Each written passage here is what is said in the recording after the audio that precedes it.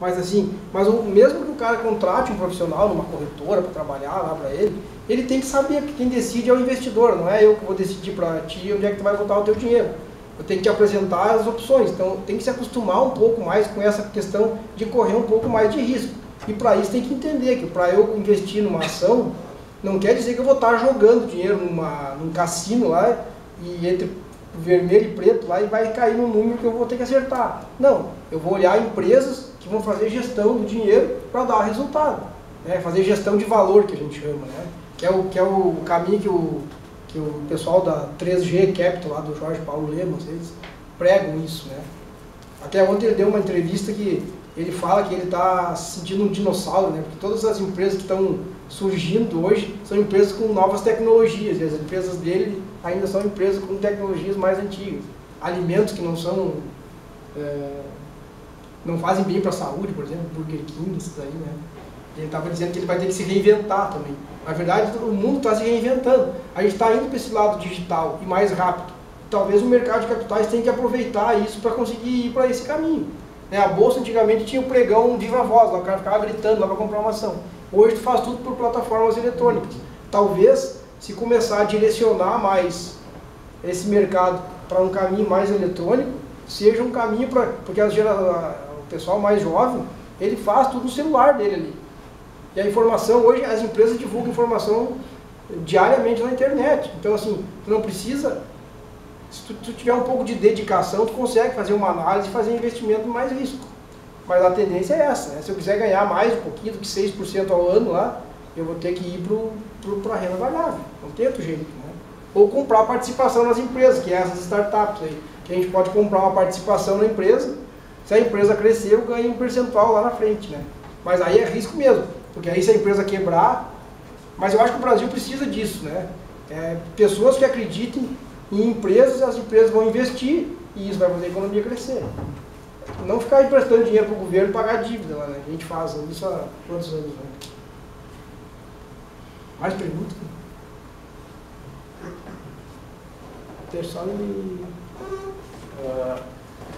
A gente é muito novo, né, dentro da Bolsa de Valores, né? A gente tem os Estados Unidos aí que está há muito mais tempo, criação familiar de tudo, está sempre colocando dinheiro e investindo. E a gente tem um início de Bolsa de Valores justamente com Petrobras e a Vale do Rio Doce, né? E nós temos muito menos empresas dentro do mercado, dentro da Bolsa, do que os norte-americanos. Então, quais são os incentivos que a gente tem para essas empresas abrirem os seus capitais, para que a população possa adquirir alguns títulos, né? Acho que é isso. Quais são os incentivos que nós temos para poder confiar na Bolsa de Valores? Quais são as motivações? Sim, isso é uma coisa assim que, primeiro, né, que quem mais toma dinheiro no Brasil é o setor público. Então, como a taxa de juros é alta, não vai dinheiro para capital de risco.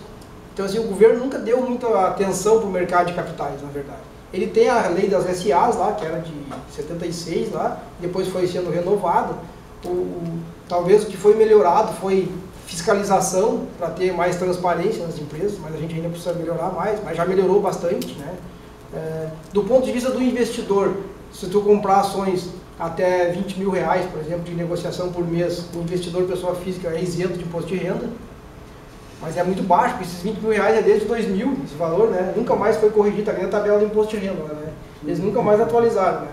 Então, assim, se a gente for corrigir, daria mais de 60 mil hoje, e aí se tu pagar imposto de renda sobre o que tu ganha, tu paga 15%, que é a tarifa menor que tem imposto de renda sobre ganho de capital, o que seria, entre aspas, um incentivo para o investidor.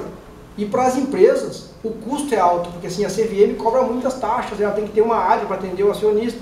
Então, assim, eu acho que as empresas não se veem incentivadas a captar esse dinheiro via mercado, no caso, pegar novos acionistas, ao passo que ela teve alguns incentivos do governo dando financiamento mais barato, tipo linha de crédito BNDES, para esse tipo de empresa, e que ela acha melhor pegar no BNDES, não precisa dar explicação para ninguém, depois ela vai lá, paga ou não paga, vê como é que vai fazer, né? E aí a gente começa a ver que se cria um ambiente que não é bom para a economia. À medida que talvez o governo pudesse criar incentivo para menores empresas abrir capital, e as taxas serem menores também, né?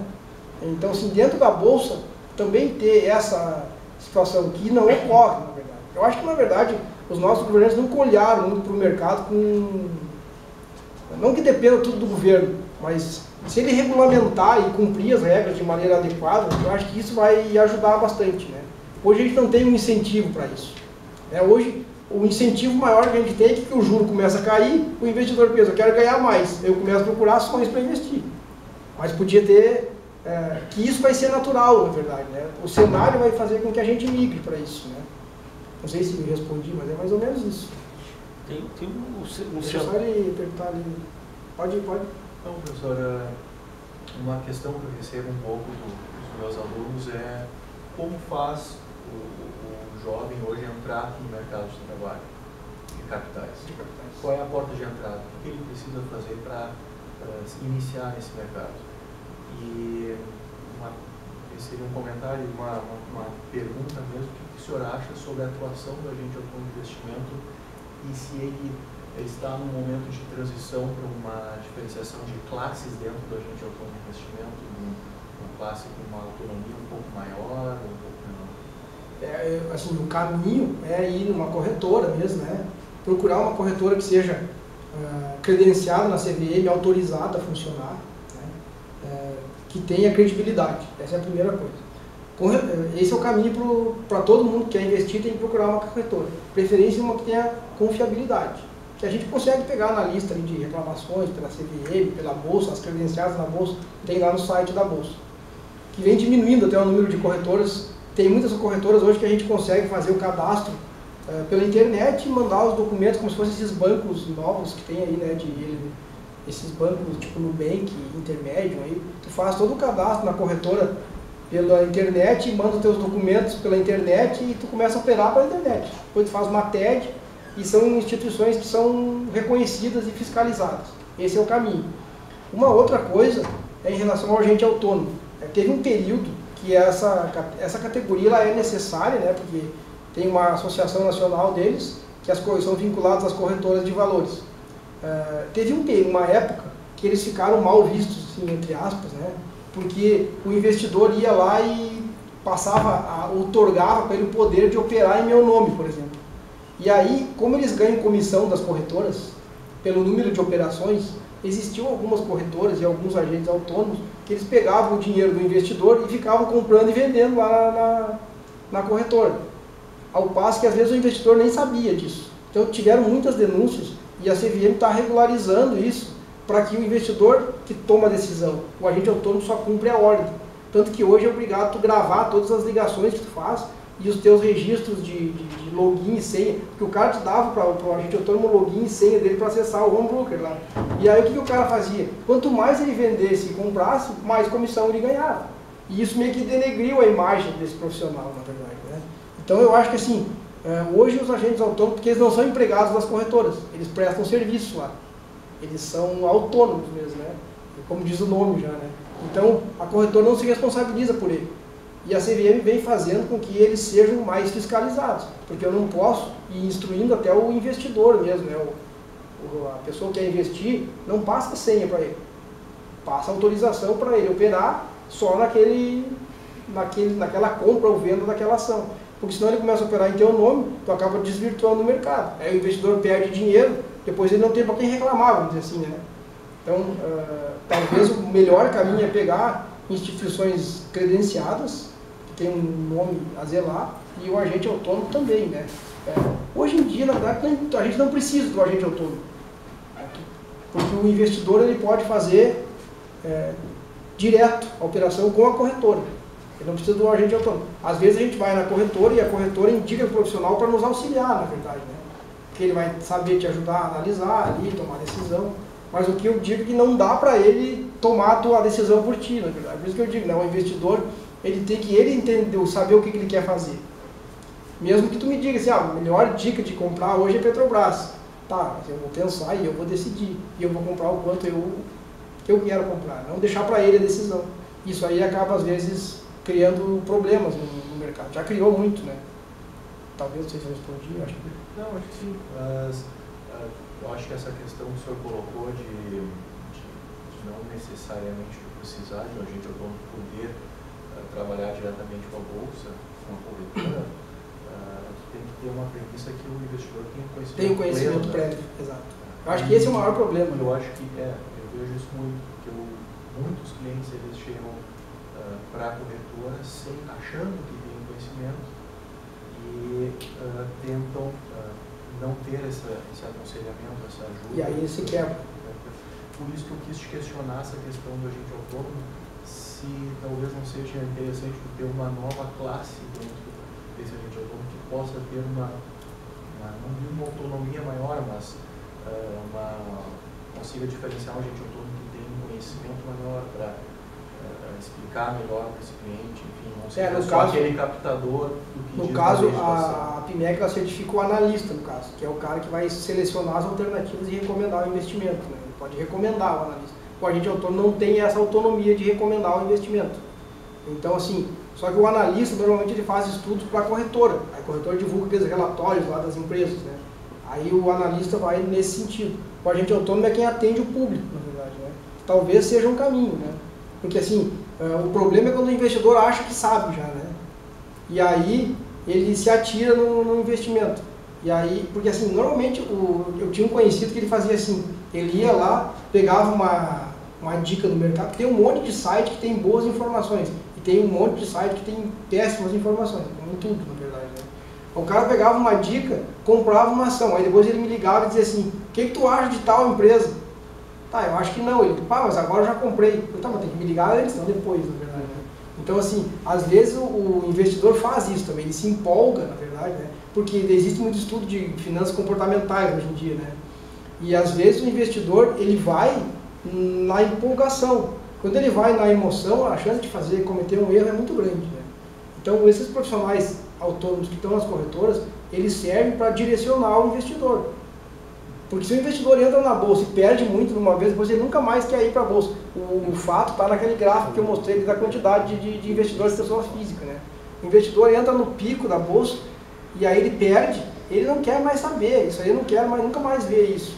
E não, ao passo que se ele olhar com calma, tiver um profissional que oriente ele, né, de maneira adequada, é que, como em todas as profissões, às vezes um agente autônomo que tem um comportamento oportunista, assim, né, ele prejudica algum investidor ou algum grupo de investidores, parece que toda a classe não presta, na verdade, né? E não é por aí, né? As próprias corretoras, elas já vêm hoje selecionando melhores profissionais também para trabalhar com eles, né? Mas não, eu não tenho dúvida de que o caminho é a educação financeira, né? Tem que começar na escola, né? Já tem que começar, eu acho que até na escola fundamental lá, né? No Banco Central e a CVM tem um projeto, né, que eles têm no Brasil, investimento em educação financeira nas escolas, né? E eles viram em alguns lugares, na maioria dos lugares, que aquelas escolas onde as crianças aprenderam a lidar com dinheiro, eles ajudaram inclusive na educação financeira da família depois, né?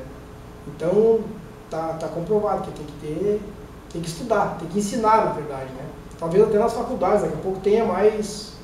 A gente vê hoje em dia mais disciplinas de mercado de capitais, nos cursos dessas ciências sociais aplicadas, né? Administração, economia, ciências contábeis. Talvez para os outros cursos também seja interessante, né? Ter alguma disciplina de educação financeira mesmo, né? Como lidar com o dinheiro. Porque o investidor é que vai ter que se acostumar a poupar, vamos dizer assim, né? Controlar o orçamento dele. Eu acho que o caminho é por aí mesmo, né? Mas é um trabalho longo, a gente tem, né? Tá bem. Mais Não, só para fechar, diante desse cenário que tu coloca, às vezes meio, digamos, difícil, né? Eu diria que tem um segmento no renda variável hoje que eu tenho acompanhado, foi até que comecei em 2013 por aí, e houve uma evolução muito grande, que é o mercado de fundos de investimento imobiliário. E esse outro tem vários cursos à disposição, e é uma coisa que está muito alinhada com a mindset, né? A cabeça de brasileiro investir em imóvel, né?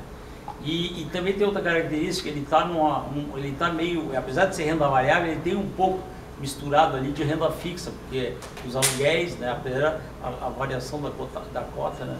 Mas é um negócio que também está indo bem, mas aumentou muito a quantidade de investidor nesse segmento. Eu até não falei muito nisso, né, mas tem os fundos de investimento, que é uma alternativa para quem está começando, que são os fundos abertos dos bancos. Tem os fundos imobiliários, que é um tipo de investimento que a gente nunca foi muito acostumado, mas que à medida que o juro começa a cair também, esses investimentos imobiliários começam a ter uma rentabilidade atrativa. Porque assim, eu me lembro que eu olhava rentabilidade de imóvel lá atrás, né, trabalhando no fundo de pensão, que a gente tinha que investir em imóveis. E longe perdia a rentabilidade para a renda fixa, porque a taxa de juros realmente era muito alta. Então, tu comprava um imóvel para aluguel, por exemplo, a rentabilidade do aluguel nunca dava a rentabilidade da renda fixa. À medida que começa a cair a taxa Selic, hoje em dia começa a se tornar atrativo. E esses fundos imobiliários, se a gente olhar nos últimos 12 meses, 18 meses, eles vêm rendendo mais do que os fundos de renda fixa. E são fundos que tu pode ir lá na bolsa comprar e tem liquidez, como se fosse uma ação, assim, na verdade. Só que muita gente não sabe isso também, né? Por isso passa mais pela essa informação. Eu até nem olhei, nem falei muito disso, porque não era o principal objetivo, mas os fundos, inclusive na bolsa tem fundos de ações, que é tipo aquele iShares ali, né? Que é baseado numa cesta de ações. Em vez de eu comprar uma ação, eu compro uma cota desse fundo, que aí eu diversifico o meu investimento e eu acompanho uma cesta de empresas. ETFs, são os ETFs, né? Que são os investimentos em... Tem vários tipos tem de setor de energia, tem de setor de consumo, tem de setor de... Tem o da bolsa também, né? De renda fixa agora. De renda fixa também tem, né? Então, são outras alternativas, só que assim, o investidor, a gente que não estuda numa escola de negócio, por exemplo, a gente não entende nada disso, né? Pega um investidor normal, o pessoal é médico, o advogado, assim, que não tem o dia a dia da gente que está no mercado, ele tem dificuldade de entender, porque é muita coisa, é muita informação que tem. Por isso tem que ter profissionais que consigam passar para ele esse tipo de coisa, né? E aí o investidor também precisa ter mais informação sobre isso. Mas tem alternativas, tem bastante alternativas. O caminho é informação mesmo, né? Mas tá bem, pessoal, muito obrigado e fico à disposição aí. Qualquer coisa tem meu e-mail, tem o material. Depois se o professor quiser passar o material aí, pessoal. Perfeito. Tá bom. Agradeço. Obrigado. Tchau, Jorge.